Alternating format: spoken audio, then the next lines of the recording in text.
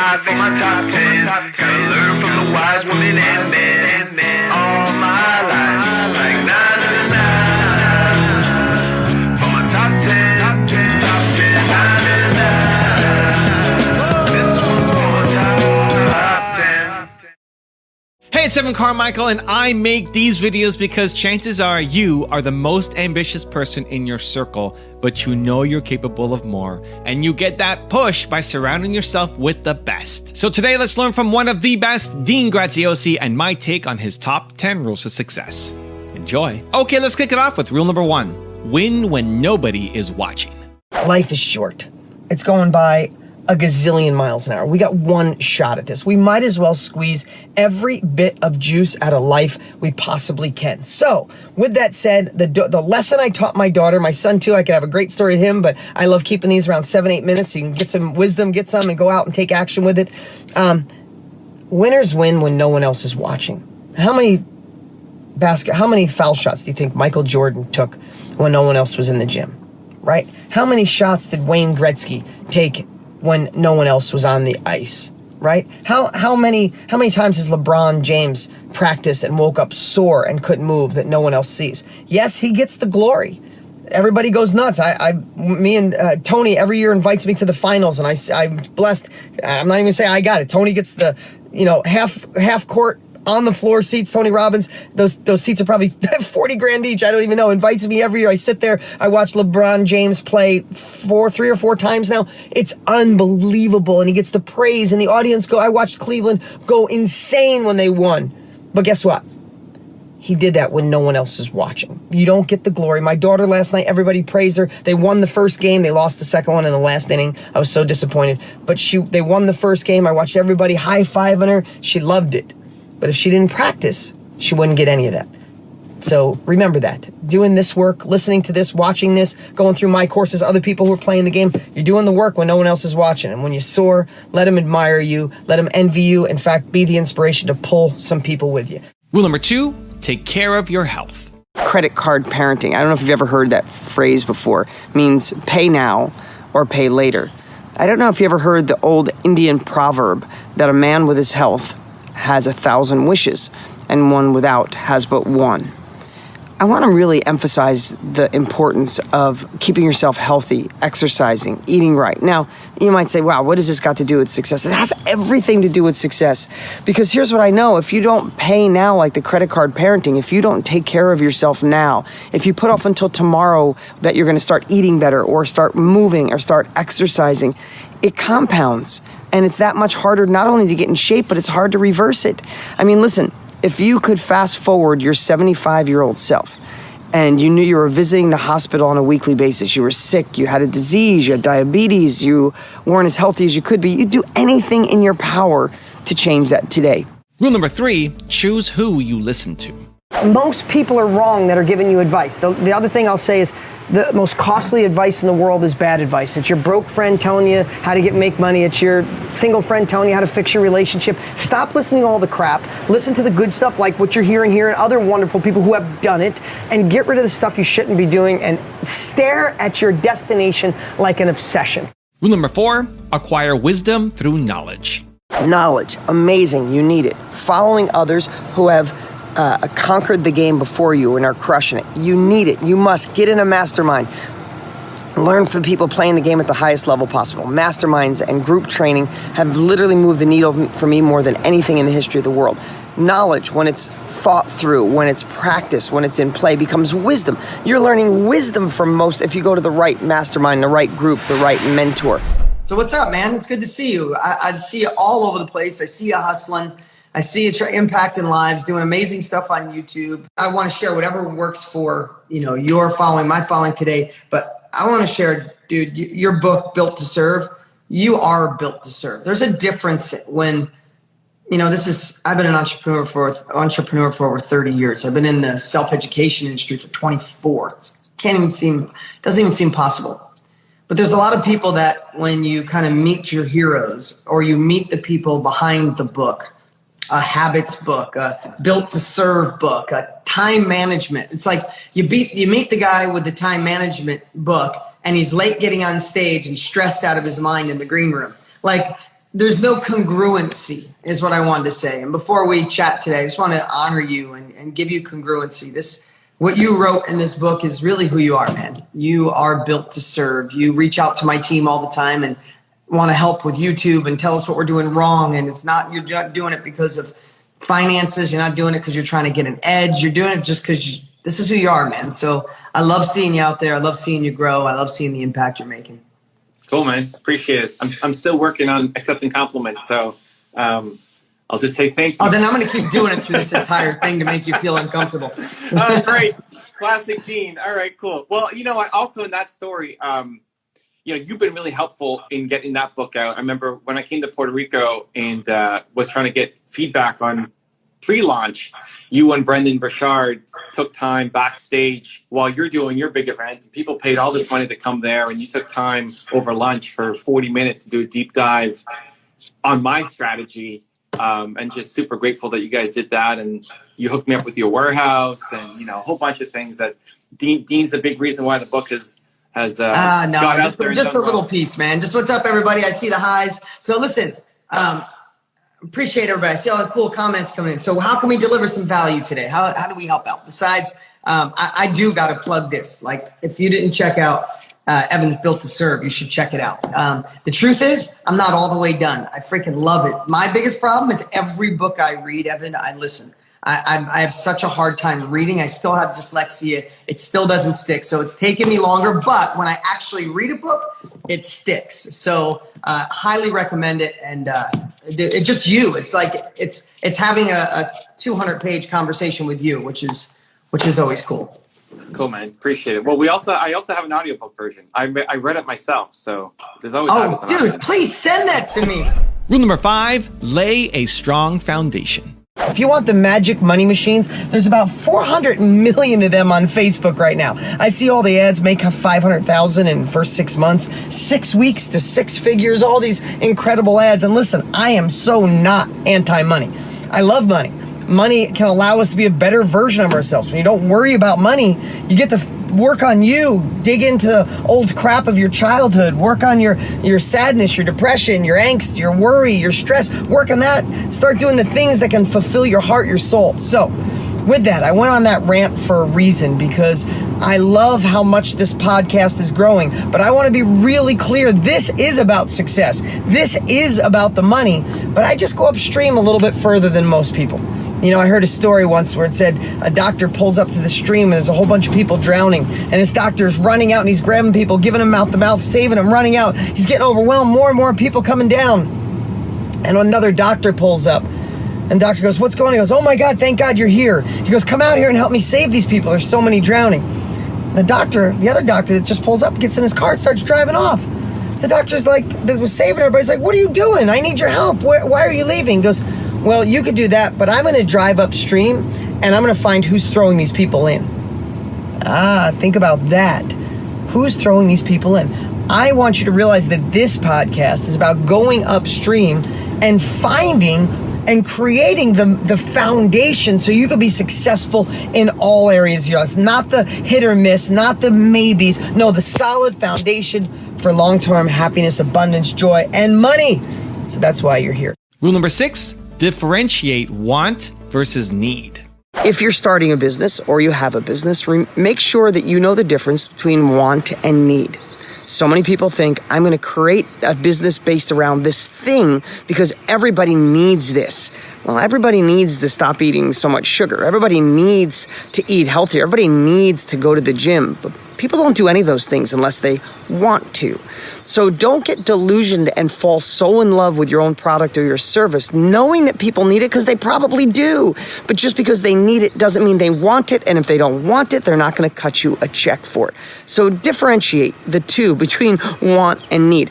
Rule number 7, revisit your goals. If it's July, I want to know, how are you doing with your New Year's resolutions? How are you doing with your goals for this year? Now, I don't care when it is you're listening to this. If you end up listening in January, July, November, December, it doesn't matter.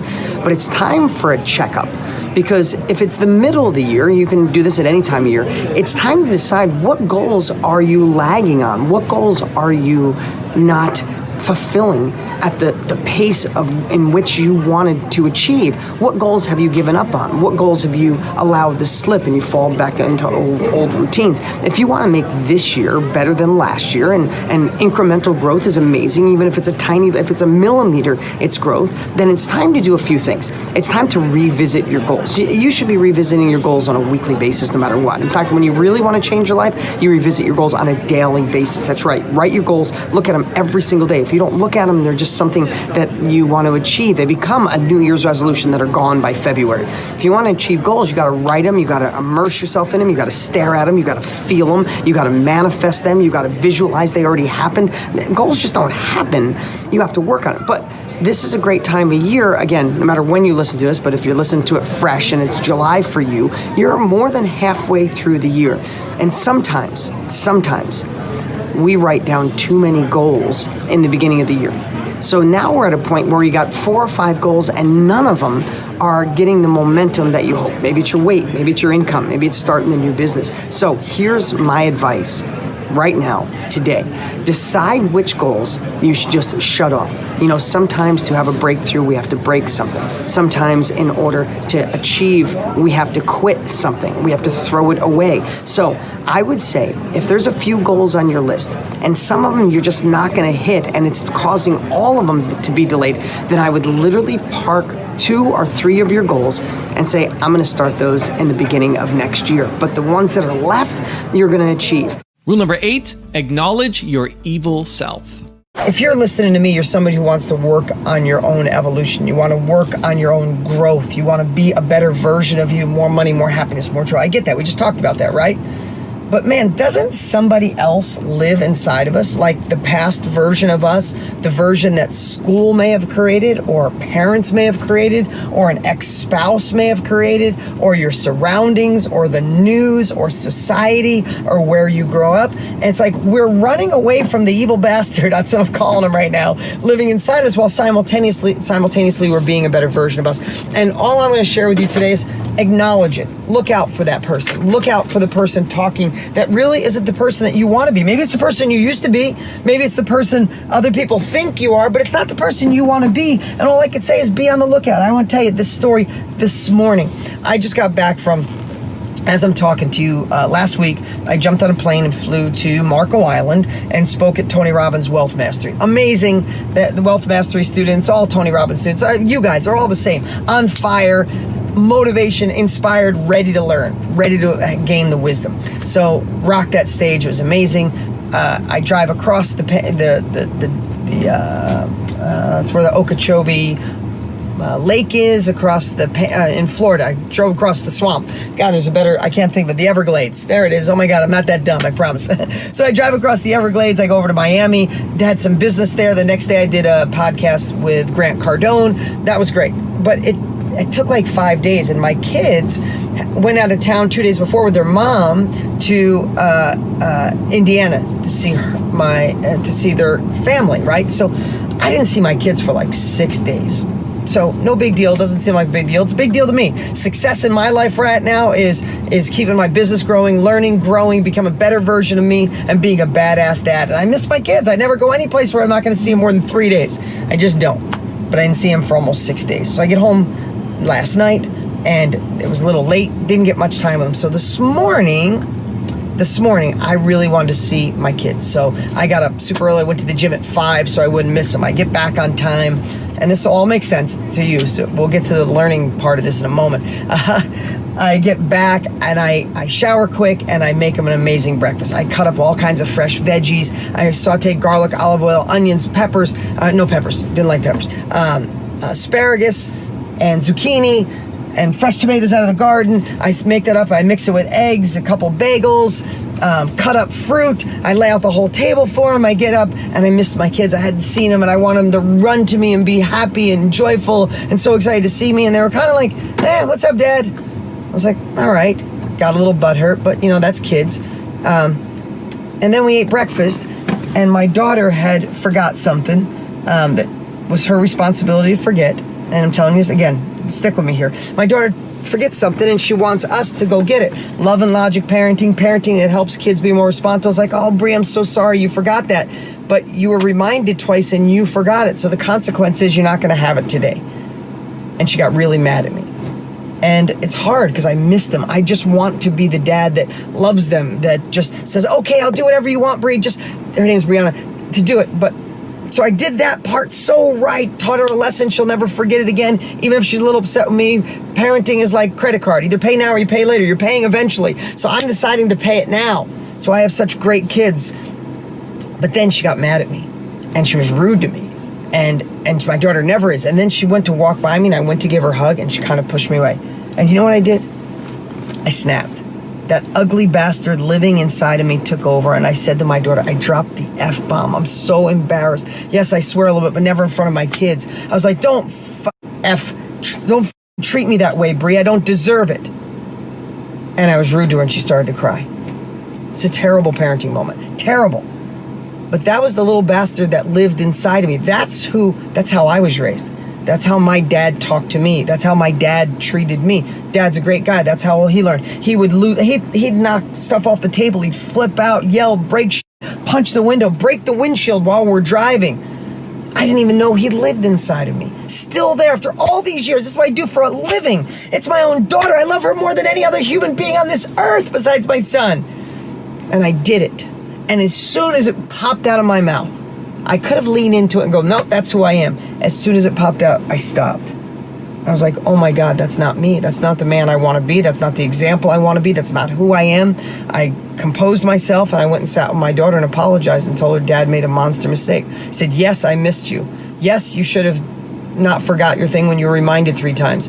No, you shouldn't be rude to your dad. But none of that gives an excuse for me to act the way I just acted to you, Brianna. That was really a bad parenting moment. And I said, I'm sorry. And I'm a little shaken by it. She says, I accept your apology, Dad. And amongst her tears, she gave me a hug. I even called her on her way to school, to summer camp. And I apologized again. But I'm upset with me. But I'm going to feel that pain today. Because that ugly little bastard living inside me, that rude bastard living inside me, I want him dead and gone forever. So my point to you is, remember that it lives inside of us. Remember there's old ways, things we were brought up, things we were taught that are here. We're working on our growth. You're listening to me because you want more. But that person still lives there. And when it comes out, acknowledge it and figure a way to kill him once and for all. And we can do that by just being aware of it. We can do that by saying different words. We can do that by taking pauses. We can do that and look how that makes us feel compared to doing it the opposite way. We can read more. We can learn more. We can learn from those doing it at the highest level possible instead of our own trial and error. Do exactly what you're doing. Rule number 9, forgive. I think forgiveness is one of those things that no one would ever consider as being a success habit. Nevertheless, a millionaire success habit. What the hell does forgiveness have to do with it? It's too foo-foo. I want the tactical money-making stuff, right? I want to get to the nitty-gritty, but here's what I know. There's only a certain amount of time in a day. There's only a certain amount of energy in a day. And not even just time and energy, the clarity of creative thinking compared to the clarity of busy thinking. Listen, you might have time, you're squeezing it in to think about your bigger future, your bigger business, making more money. But if you don't have clarity in those thoughts, if your heart isn't open, then the universe, God, whatever you believe in, the marketing geniuses, the marketing inspiration doesn't funnel down into the top of your head and come out of your mouth. And without marketing and creativity, then what do you have? Without the planning to follow through, without the stamina to get over the hurdles when shit goes sideways, what do you have? You have a good idea. Everybody's got a good idea. You're listening to me right now, not just because you want some magic money machine. You want the foundation for wealth and sustainability and success. If I'm wrong, then I apologize. Maybe you're looking for the quick hit, but how long does that work? Even people who hit the lotto go broke on average, right? So what the heck does forgiveness have to do with success? Everything. I think forgiveness is one of the most underutilized, not just words, but things in our in our world, in our ability to grow as a human. I want to give you an example. The reason this is on top of my head is my son, who just 2 nights ago when I'm recording this, won the state championship for their 10-year-old division of baseball, which was so awesome. So watching him. He did great. They did awesome. But I want to back up. My son has been on the same team since he was 4 years old, with the same coach. Love this guy. He's one of the greatest guys. His wife is amazing. He's amazing. Loves kids. And they play twice a year, so they pretty much play all year round. He coaches the All-Star team too, so he plays spring ball, fall ball, and summer All-Star. So he's pretty much with this guy all year round. And he's got a son named Dean, same name as me. And I love Dean. I always tease him. I said, that's my name. I had it first. You're Bob. So when I get there, he's always like, no, you're Bob. But in the last 6 months, Dean's changed. Dean has been mean. He's been a bully, and especially to my son, Brody. And I think it's a competitive thing. Dean is good. Brody's better. Brody's bats first. Brody's 9 on the 10, 11-year-old team, and he still bats first. Probably the best average on base of anybody on the team. Not because he's my son. He's just good. He's small, but he's good, and he's a hustler. But the last 6 months, Dean has been really tough on Brody. So I don't want to just solve this for my son. I want him to figure it out on his own. So I keep saying, hey, you got to stand up for yourself. I say, hey, how does that make you feel? Make sure you realize that that's his opinion. That's not who you are. Like all the stuff fundamentally out of the book, doing it right, trying to empower my son because I'm not going to always be there to protect him, right? Well, the last All-Star game, as we were building up to we had the semifinals, my son gets up, goes 4 for 4. In the dugout, Dean comes up to my son because Dean is sitting. There's only one person sitting. My son is smaller than him. My son is younger than him, and his dad is the coach, and he's sitting the bench. He comes up to my son. He says, "You suck at hitting, and you're dumb." And my son said, "You're dumb for saying that." I asked him exactly what he said, and Dean smacked my son in the face. Well, Brody comes out of my son's Brody. Brody comes out of the dugout with a tear in his eye and his face red. I said, "What happened?" He said, "Dean just smacked me." And listen, if you're a parent, you know exactly what happened. The hair on the back of my neck stood up, and I wanted to go kick a 10-year-old's ass. I just be honest. Like, I wanted to go in there and choke him and say, "Did you lay a hand on my son?" I did walk up to him, and I said, I wanted to know if it was, I said, "Did you just hit my son?" And he didn't say that. I said, "Did you just hit my son?" He said, "Yes." I said, "Okay." I said, "Go apologize to him." That's all I said. I went up and talked to his mom. I was furious. I was shaking on the inside because I know what my emotions want to do. I knew it was right. So why am I telling you this whole story? Well, how does it relate to you? I promise you it does. So I went home that night, and I was so mad, so upset. But I had the chance to teach a lesson to Brody. And I hated the feeling I had. I was mad at Mike, who's the greatest guy in the world, the greatest dad. His son's going through something. Somebody's probably picking on Dean. And we found out that's true. So I emailed Mike. I said, "Mike, you're a great coach. We love your family, but it's unacceptable that your son put his hand on my son. It's been 6 months. I've been trying to get Brody to stand up for himself. Brody will play the All-Star game, and then we're out. We're done." Mike replied back as the good man he is and said, "I'm embarrassed as a coach, and I failed as a father. I should have seen this. I should have known. I wish I knew sooner." And he dug in, and he got it. So why am I telling you? Because that night, I sat with my son, and I didn't like the way it felt to have anger. I didn't like the way it felt to be mad. And I said, "Buddy, the greatest word I know, I wish I knew it sooner, is forgiveness. Dean's been a good kid. Mike's an amazing dad. What if we just forgave them? What if we gave them a second chance? What if you want to forgive them, I'd like you to stay on the team, but it's totally up to you." He goes, "No, Mike's been good to me. I want to stay on the team. Let's forgive them." Kind of paraphrasing our conversation. So I email Mike. We go back to the practice. Mike, the coach, walks up to me with his head down, literally with a tear in his eye. And he said, "Your son," and I'm not saying this because of my boy, but he said, my son's the sweetest boy you've ever met in your life. Sweet voice. He's not aggressive. He might not make it in high school baseball because he's so not aggressive. He's sweet. He's just kind." And Mike says to me, "I'm not just saying this. Your son is my favorite kid I've coached in 10 years. Your son is the reason I coach. I love that kid. My son writes the coach thank you notes. That's my son. He busts my chops sometimes, but he's amazing to everybody else." So Mike comes up, and I said, "Mike, how about this? It's past. It's behind us. Hopefully Dean can learn from it. We appreciate everything you've done, And we really love you guys. Thank you. And let's move on from here. Let's get to practice. And he had a tear in his eye. And he was like, I don't understand. If that was my son and someone did that to my son, I couldn't even look at me. I'd want to fight me. He's like, I wish I could let go of things like that. He goes, he pulled his hat off because I'm probably bald because I worry about all the stuff people have done to me. I said, I promise you, I'm not just saying that. That's our family. We're done. Forgiveness has happened. Brody goes out.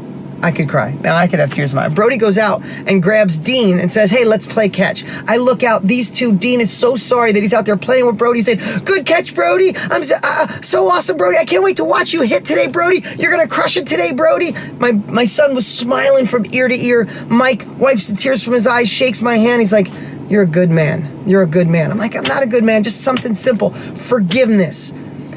It's gone for me. It's gone for my son. He learned the lesson of a lifetime. My dad couldn't have forgiveness. My dad, his father abused him. He took advantage of him. His family abused him. So he never forgave anybody, and he lived with anger his whole life. That's probably why I'm the opposite. So how does that relate to you? Why am I doing this training on forgiveness? Because if you have somebody in your life who took advantage of you, I'm sorry. Someone who cheated, stole from you, lied to you, ruined something, ruined a partnership, caused you to go bankrupt, caused you to lose a job. It sucks, but guess what? If you haven't forgiven them, it's only hurting you because there's only so much time, effort, and energy in a day. And if you're using that even with a fraction of what went wrong, why they did it, whose fault it is, then you don't have enough to compete in today's world. This is a competitive world. You need all your energy, all your juices, all your focus, all your enthusiasm focused on where you want to go, not something somebody did to you. You can't undo it. So you might as well forgive. And rule number 10, the last one before a very special bonus clip, is focus on marketing. If you were to start a business tomorrow, I would say what you should do above everything else is find the closest competition that's successful. Even if it's not the exact product, something similar, and stalk them. Stalk every bit of their marketing over everything else. I mean, every detail. Don't just look and say, oh, they're using blue and logos. No, look at the wording, look at the messaging. Why are they getting people to take action? What does their first website look like? Their opt-in page? What is their registration page if they're an online business? What is their follow-through? What does the sales video sound like, look like? What does it talk about? What are the key words? What are the headlines? If you get an email from the company, what's the subject line? What's written in the email? What does the link look like? And then I would order the product. Do what entrepreneurs do best. Cut a check for speed. Order the product. Order the similar product or something in the same genre. How does the product get there? What are the shipping options? How long does it take to arrive? When it arrives, do you get an email? And what's the email say? Does it offer you additional products? When you order the products, does it offer you additional products at a discount or additional services that you can help with? When the product gets there, dissect it, pull it apart. Then as far as product goes, how can you improve upon the product? How can you put a unique twist on it? How can you go upstream and make it one step better, disqualifying the competition, making yours the universal piece? What I'm saying is, most people focus on the products, the colors, the look, the feel, ask opinions.